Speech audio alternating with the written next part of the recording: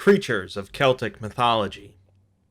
Throughout this series, we've discussed different gods, heroes, villains, and strange tales, but mythology and folklore are often filled with unusual creatures and monsters.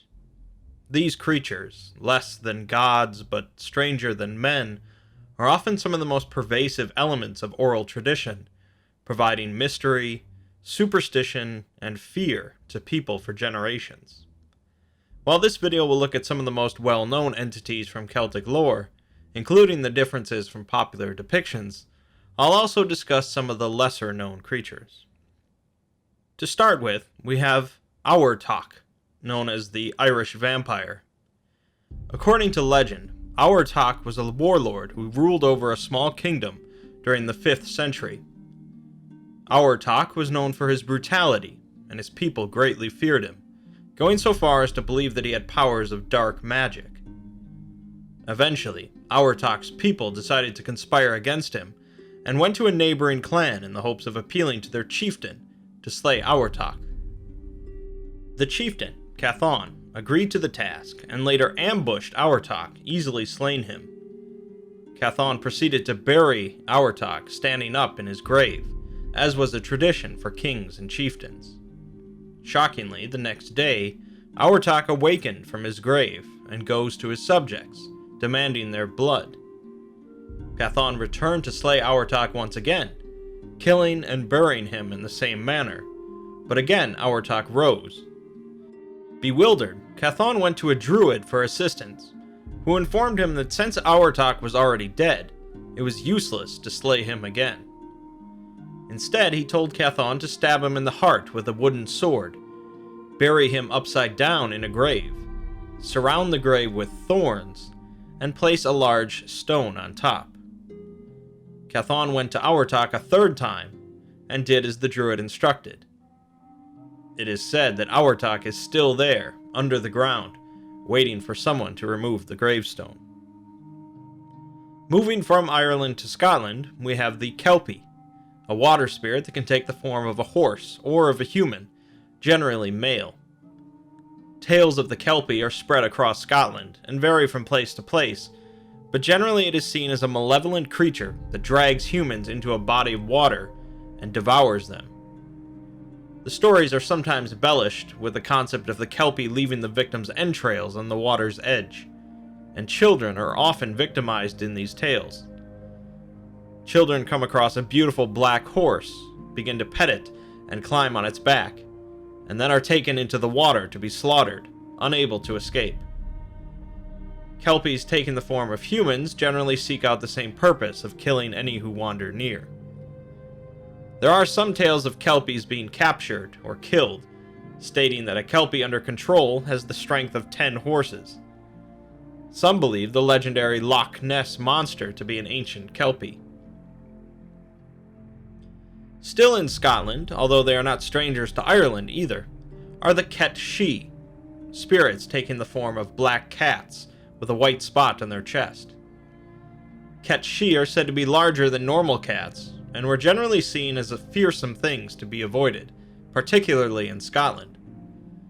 One of the most notable aspects of Ketshie was the belief that they could steal the souls of the dead before the gods could take them. To counter this, people would try to distract the Ketshie from the body until the time when it would be buried. They would hold wrestling contests to amuse the Ketshie.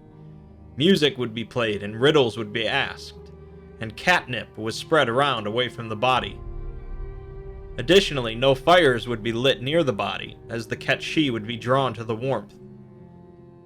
Ketshie were also capable of placing curses, and on the night of Samhain, a saucer of milk would be laid out for the Ketshie, otherwise it would curse that family's cows to run dry of milk. A well-known tale sometimes connected to the Ketshie involves a farmer coming home from his fields one night, seeing a procession of cats carrying a small coffin, chanting about the king of cats being dead. When the farmer returns home, he tells his wife of what he had seen, and suddenly the family cat stands up, says, "Old Tom is dead? Then I must be king," and runs off into the night, never to be seen again. One creature present in stories across multiple Celtic regions, as well as elsewhere, is the Changeling. Since stories of changelings vary from country to country, the definition can be a little hazy, but most broadly, a changeling is a fairy that has been exchanged with a human baby, generally stolen without warning. This replacement could be a tiny adult elf, an elderly fairy hoping to be coddled by humans, a troll or fairy child, or even a magical creation meant to fool the parents until the magic eventually fades. Reasons for taking a human child and replacing it vary, from hoping to raise a human as a servant, as a sacrifice, or simply malice on their part. Some fairies hoped to have a human upbringing, or they required human milk to survive. Sometimes it was believed that changelings would grow up to be hideously disformed and ill-tempered, but it was also believed that changelings could continue to grow and masquerade as humans, sometimes even forgetting that they are changelings. To ward off fairies from taking their children, parents would often leave iron near the baby, believing fairies to be afraid of it, or leave other simple charms around, or just keep a constant watch over the baby. Unfortunately, things also took darker turns, when parents were so convinced that their baby had been replaced that they would attempt to scare the changeling by abusing or torturing the baby. This included beating or whipping the child, and there is at least one reported case of a child being killed when its mother placed it in an oven. Another case in Ireland in 1895 involved a woman named Bridget Cleary, who was burned to death by her husband, who believed she was actually a changeling. Heading back to just Ireland, we have one of the most well-known Irish creatures, the Banshee.